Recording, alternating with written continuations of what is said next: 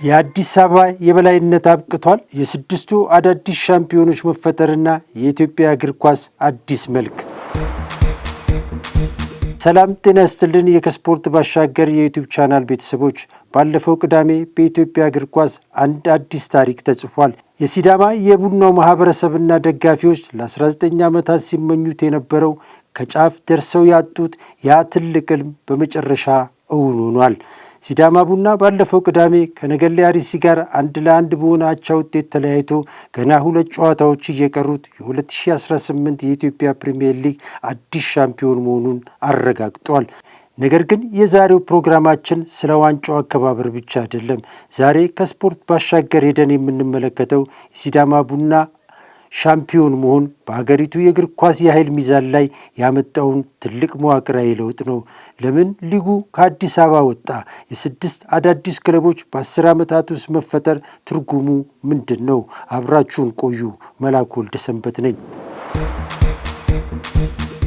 ውድ የብስራት ዩቲዩብ ቻናል የስፖርት ቤተሰቦች፣ የሲዳማ ቡና ስኬት የአንድ ቀን ድንገተኛ ክስተት አይደለም።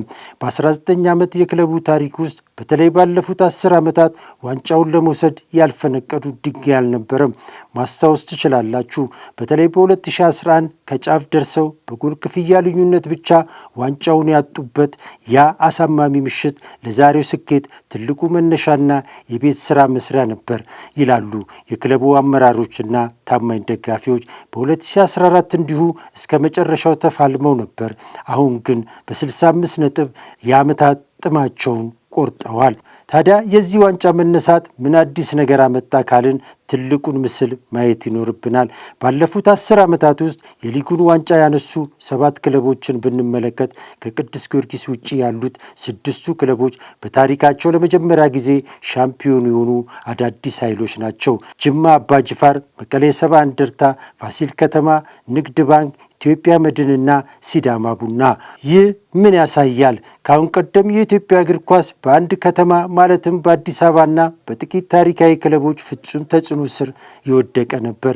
ዛሬ ግን የኃይል ሚዛኑ ከሀገሪቱ መዲና ወጥቶ ወደ ተለያዩ የክልል ከተሞችና አዳዲስ ቡድኖች እያመዘነ መጥቷል። ባለፉት 10 ዓመታት ውስጥ 4 አዳዲስ ከተሞች የሻምፒዮንነት ማዕረግን አስተናግደዋል። ይህ ለኢትዮጵያ እግር ኳስ ትልቅ ትርጉም አለው። ሊጉ ተገማች እንዳይሆን ብቻ ሳይሆን ክለቦች በሜዳቸውና በደጋፊያቸው ታግዘው ኢንቨስት እንዲያደርጉና ሚዛናዊ ፉክክር እንዲፈጠር አድርጓል። በዚህ ታሪካዊ ጉዞ ውስጥ የአሰልጣኞች ድርሻም ቀላል አይደለም። የሲዳማ ቡናው አሰልጣኝ ያሬድ ገመቹ የኢትዮጵያ ፕሪሚየር ሊግ ዋንጫን ማንሳት የቻለ 12ኛው አሰልጣኝ በመሆን ስሙን በወርቅ ቀለም ጽፏል።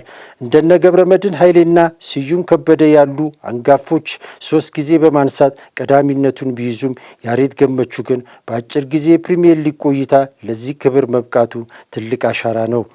ውድ የስፖርት ቤተሰቦች፣ የሲዳማ ቡና ሻምፒዮን መሆን የሊጉን የኃይል ሚዛን ሙሉ በሙሉ ቀይሮታል። እናንተስ የፕሪሚየር ሊጉ ዋንጫ ከአዲስ አበባ ወጥቶ በተለያዩ ከተሞች መከፋፈሉ ለሀገሪቱ እግር ኳስ እድገት ያለው አስተዋጽኦ ምንድን ነው ትላላችሁ? ሲዳማ ቡናስ ለቀጣዩ ዓመት የአፍሪካ መድረክ ምን አይነት ዝግጅት ማድረግ አለበት? ሀሳባችሁን በኮሜንት ላይ አጋሩን። ቪዲዮውን ላይክና ሼር ማድረጋችሁን፣ ቻናላችንንም ሰብስክራይብ በማድረግ ከስፖርት ባሻገር ቤተሰብ መሆኑን እንዳይረሱ። ስፖርታዊ ሰላም ለሀገራችን። ቸር እንቆይ የምላችሁ መላኩ ወልደሰንበት ነኝ። አበቃው።